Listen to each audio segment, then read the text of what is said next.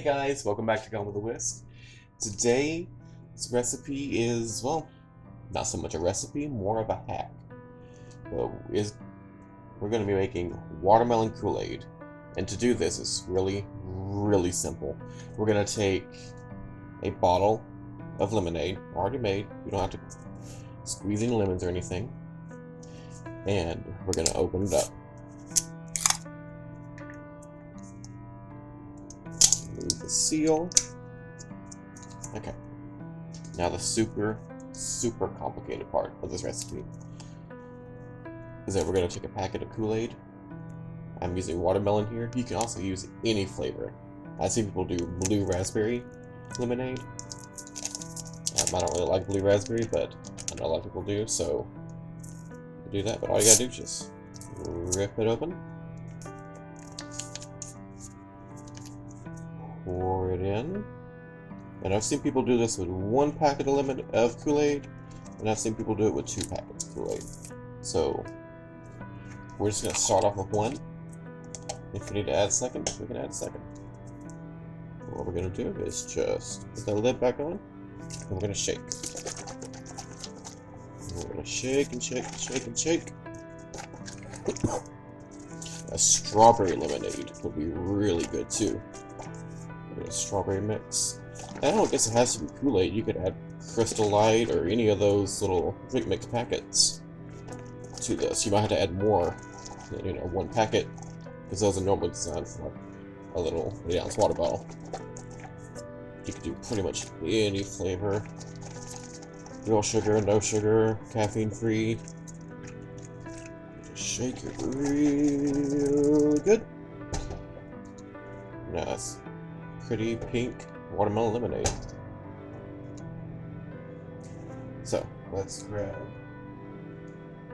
a glass and some ice.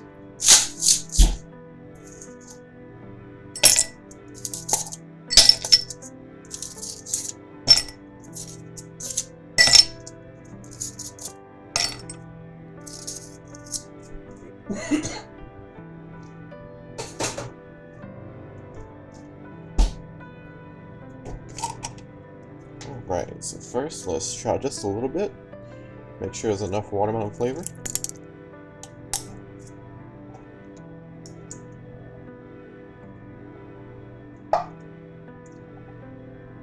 Oh, that is really good. Yeah, 1 packet's definitely enough. But you could always add a second packet if you wanted. Look at that. So let's stick this right here. Look.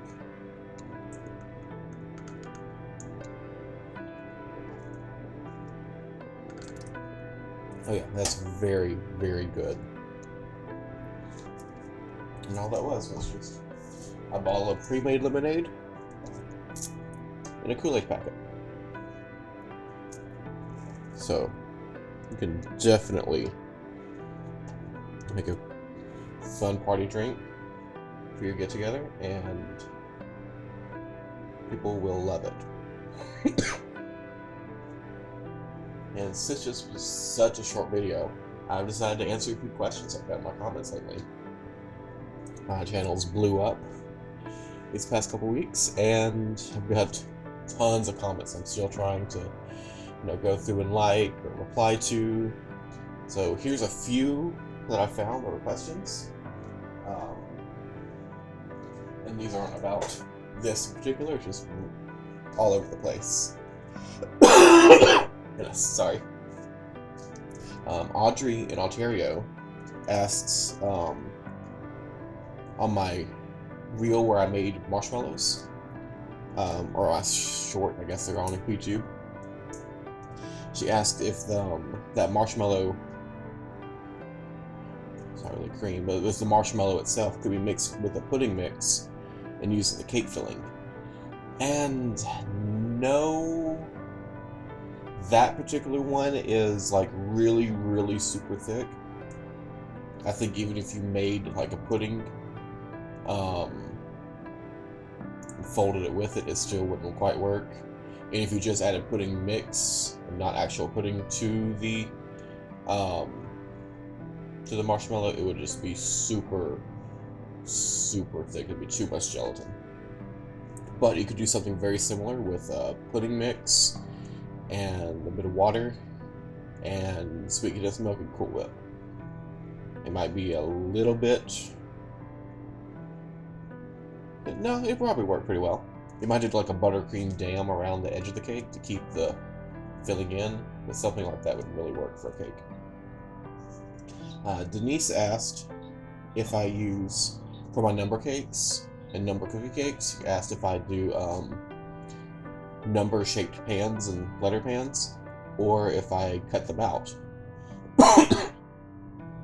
And yeah, what I do is I cut out, I bake either half sheet or quarter sheet, depending on how big the cake needs to be.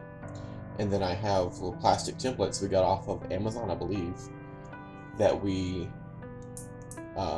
lay on top of the cake and trace it with a knife and cut it out. It's a lot easier because you can have a whole bunch of sizes of numbers and letters, and they take up no storage space. James asked if I went to culinary school. I did not. I've always cooked since I was a kid, and then I'd say around 2015 or so, I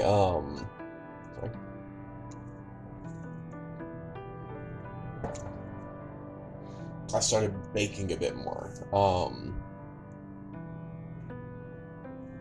And then I started watching the Great British Bake Off and baking some of that, but I think in 2016, 2017,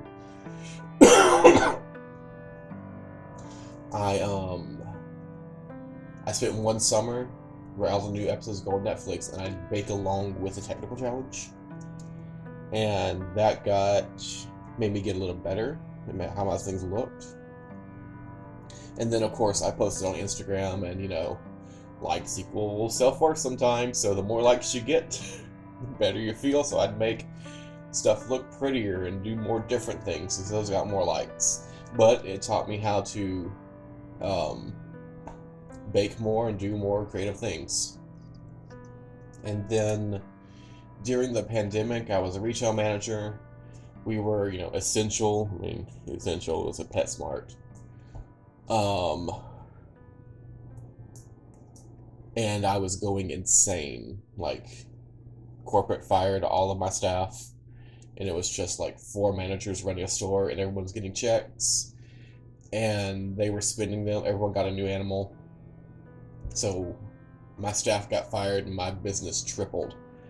And I was losing my mind. So I'd go home and I'd just bake stuff, and then I started selling macarons on Facebook, and then one thing led to another, and my friend kept telling me to go apply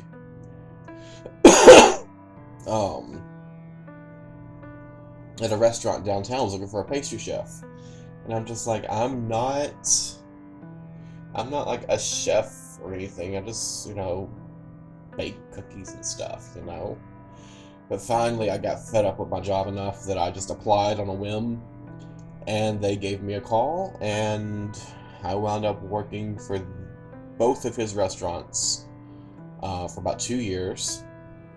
I became the head pastry chef.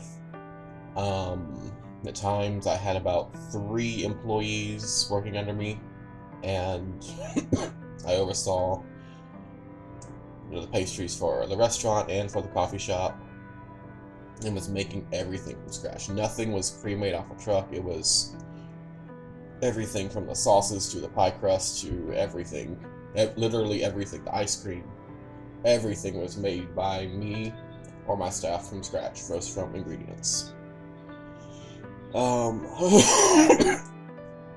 Then eventually I left there, and now I'm working at a bakery. And it's way more fun. It's more creativity. It's not the same, 5-6 things, all a repetitive loop. It's a lot more fun. And Laura asks, what is my favorite baking or cooking show? Well, I guess I just said the Great British Bake Off is absolutely my favorite baking show.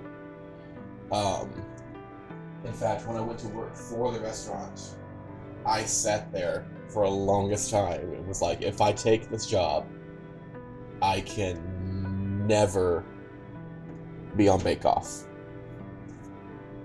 And like the chances of me moving to, England and, getting on Bake Off, that's very, very slim. But still, there was the opportunity there. The opportunity was there.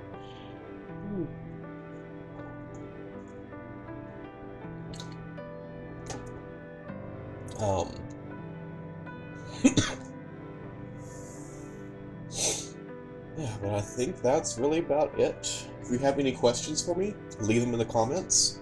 I'll try to answer them out throughout the next few videos. So, yeah, and make this. This is really, really good. Okay? And I'm not just saying that because I'm making a video about it. It's really good. Like, I'm probably going to drink this whole bottle, like, tonight.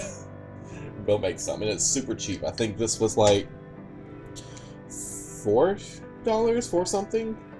Maybe 3 something? I don't remember. I think I threw my receipt away, though. Let me see. I think it's in this bag.